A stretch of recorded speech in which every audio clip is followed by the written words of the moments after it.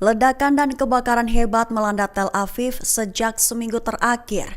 Mengutip Tasnim pada 25 Juli, hal ini dilaporkan oleh sumber utama pada Kamis 24 Juli 2025 waktu setempat. Dilaporkan bahwa setelah serangkaian gangguan listrik di Yerusalem dan wilayah selatan, Tel Aviv kini dilanda insiden mencurigakan dalam sepekan terakhir. Meski diberlakukan penyensoran ketat, perusahaan listrik Israel mengakui adanya cacat teknis yang tak biasa yang memicu pemadaman luas. Ledakan dan kebakaran juga dilaporkan terjadi pada infrastruktur listrik bertegangan tinggi.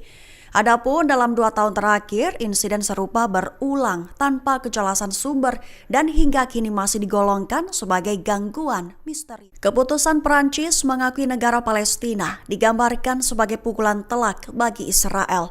Presiden Emmanuel Macron menyebut langkah itu sebagai dukungan terhadap solusi dua negara dan perdamaian jangka panjang. Mengutip Tribun News pada 25 Juli, keputusan Prancis itu dibuat dan disahkan pada Kamis 24 Juli 2025. Sementara itu, keputusan tersebut memicu respons keras dari Tel Aviv. Perdana Menteri Israelnya Benjamin Netanyahu mengecam keras keputusan itu. Netanyahu mengecam janji Macron sebagai hadiah untuk teror merujuk pada serangan 7 Oktober 2023 oleh Hamas terhadap Israel. Menyebutnya sebagai bahaya besar yang justru akan memperkuat ekstremisme. Kini ketegangan diplomatik pun memuncak. Dunia menanti apakah langkah Prancis akan diikuti negara Eropa lain.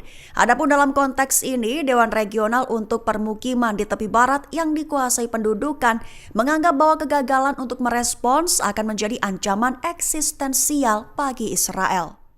Prancis ambil langkah berani di tengah konflik Gaza, di mana mengakui negara Palestina sebagai bagian dari solusi dua negara. Mengutip Tribun News pada 25 Juli, keputusan itu diumumkan oleh Presiden Macron dalam unggahan resminya pada 24 Juli 2025. Ia menegaskan ini adalah bentuk dukungan terhadap perdamaian dan keadilan bagi rakyat Palestina. Namun langkah ini sontak memicu ketegangan di Israel yang menyebut keputusan itu sebagai langkah sepihak dan berbahaya. Menteri Luar Negeri Israel Katz mengecam keras keputusan Presiden Macron tersebut, menyebutnya sebagai tindakan sepihak dan aib yang dianggap menyerah pada terorisme. Katz, tokoh garis keras dari Partai Likud dan sekutu dekat Netanyahu, menolak solusi dua negara. Lewat pernyataan tegasnya, Katz memperingatkan bahwa Israel tak akan diam dan siap menghadapi apa yang ia sebut sebagai ancaman serius bagi keberadaan bangsa. Sehingga di tengah perang yang terus berkecamuk, dunia kini bertanya apakah Perancis sedang terjun lebih dalam pada konflik Gaza. Iran resmi meluncurkan satelit komunikasi Nahid-2 ke orbit menggunakan roket Soyuz milik Rusia pada Jumat 25 Juli 2025. Langkah ini tak sekedar pencapaian teknologi tapi juga sinyal geopolitik. Mengutip Al-Mayadin pada 25 Juli, Teheran menunjukkan bahwa di tengah sanksi dan tekanan, mereka tetap mampu menembus langit.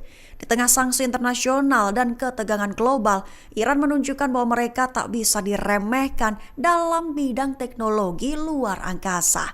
Peluncuran ini menegaskan kemitraan strategis Iran-Rusia, sekaligus memperkuat ambisi Teheran dalam persaingan teknologi ruang angkasa. Juga menegaskan hubungan erat antara Iran dan Rusia yang kian solid di berbagai sektor, termasuk pertahanan dan teknologi tinggi. Nahid-2 sendiri menjadi simbol ambisi Teheran untuk menjadi pemain utama dalam percaturan ruang angkasa global. Amerika Serikat resmi menarik diri dari proses negosiasi gencatan senjata antara Israel dengan Hamas.